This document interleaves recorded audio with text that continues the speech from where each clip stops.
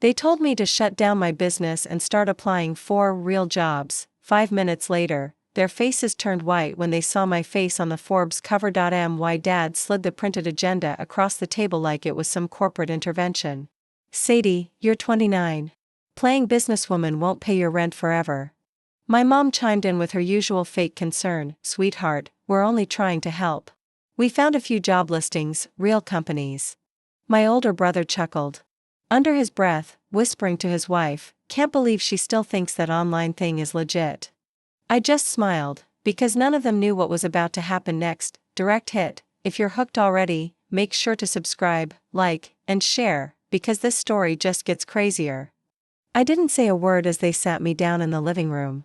Like I was some failure of the family. My mom had made coffee, trying to make the moment feel warm, but every sip tasted like judgment. My dad went full motivational speaker.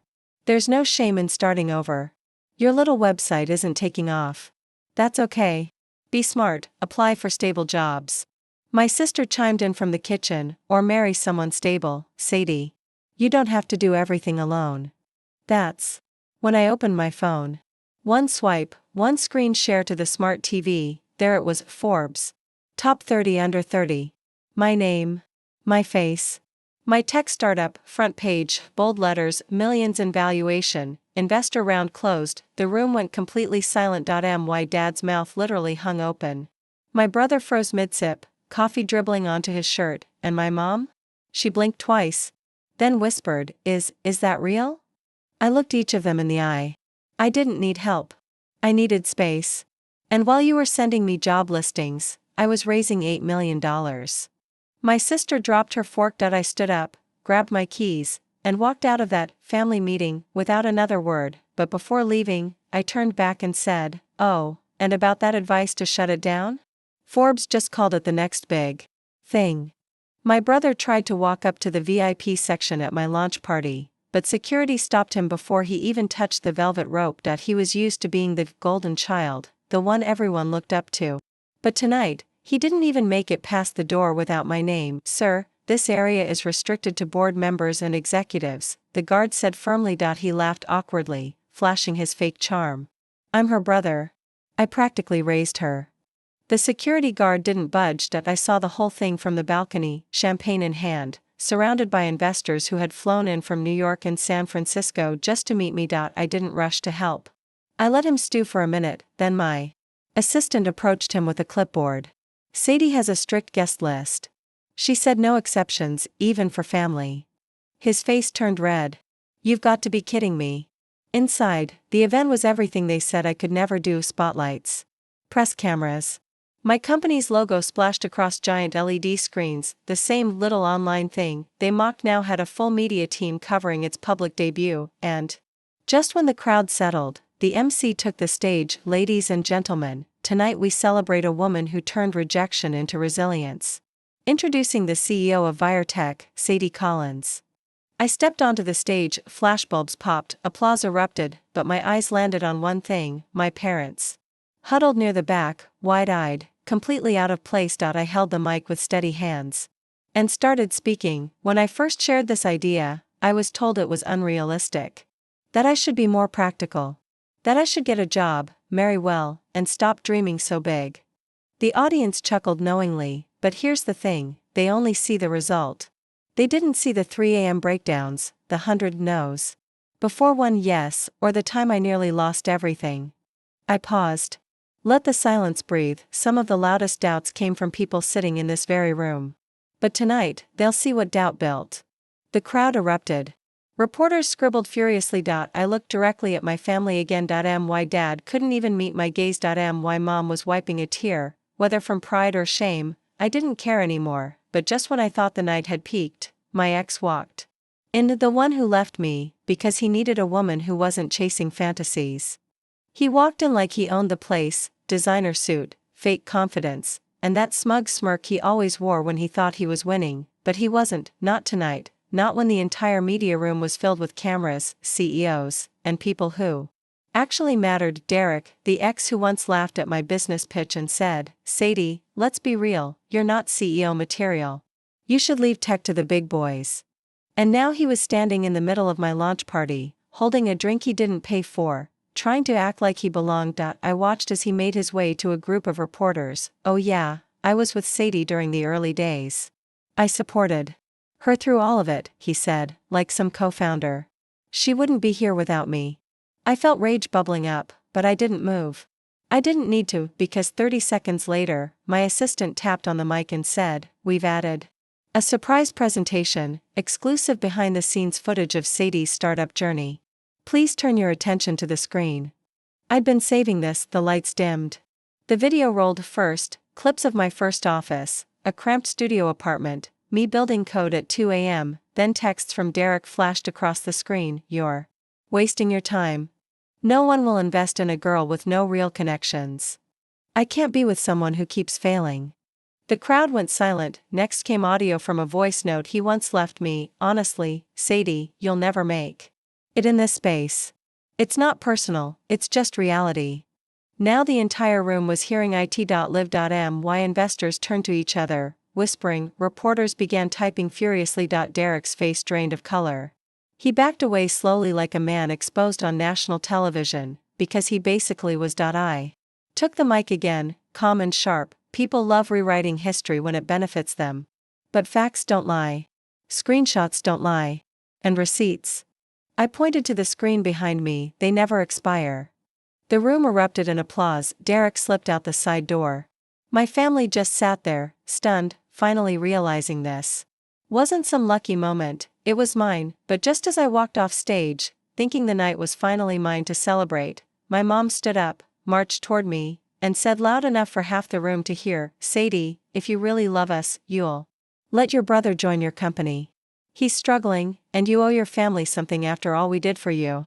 I couldn't believe what I was hearing. She said it with a straight face, like they hadn't just spent years mocking me, doubting me, and trying to shut me down. Now suddenly, because I had built something powerful, I owed them? I looked at my mom, then at my brother, who stood behind her, arms crossed like he deserved a position just for sharing my last name. "You want a job at my company?" I asked, loud enough for the nearby guests to hear. He smirked. "I mean, yeah. I've got leadership experience. I could help run operations or strategy." Or, I cut him off. "Sure. I'll offer you a role.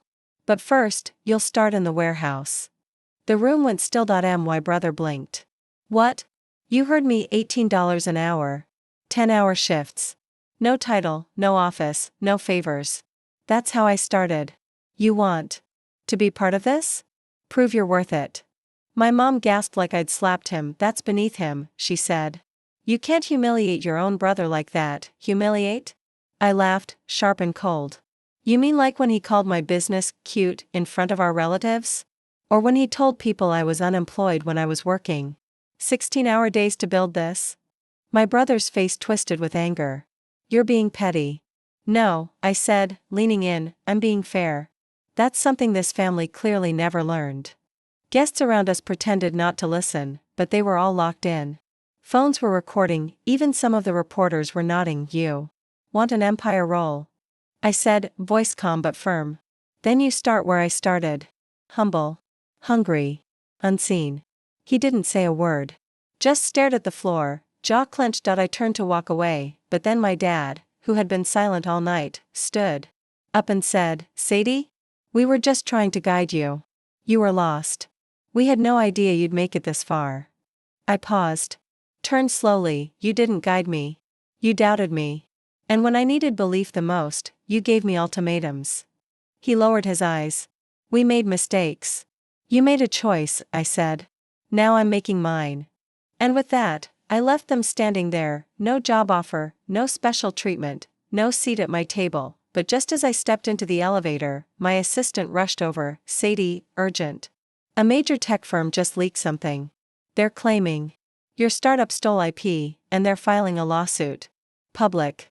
The headlines hit within hours. "Sadie Collins accused of stealing tech, billion-dollar lawsuit filed." Blogs ran with it. News anchors speculated. Investors called nonstop, but I didn't panic. I'd been preparing for this moment for 2 years. The company accusing me, Bexton Systems, was a dinosaur in the tech world. I had once interned there fresh out of college, quietly watching their broken systems and outdated code. When I left, I built my startup from the ground up, my ideas, my algorithms, my vision. But now? They were scared. Because I was overtaking them.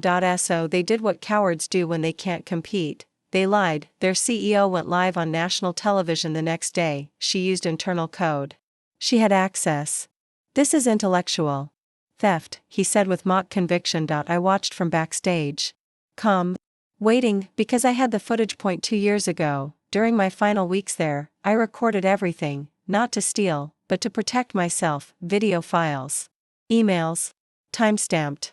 Messages where I pitched my ideas, and they ignored them, and then a final rejection email. Sadie, this concept has no commercial value.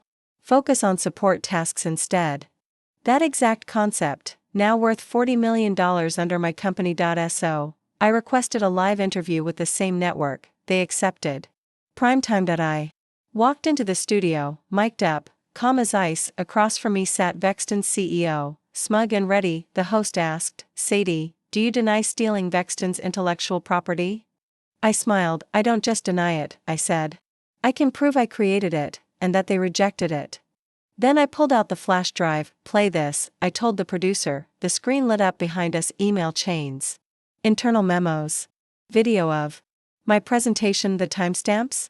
Unshakable.my name. On every prototype. The host's eyes widened.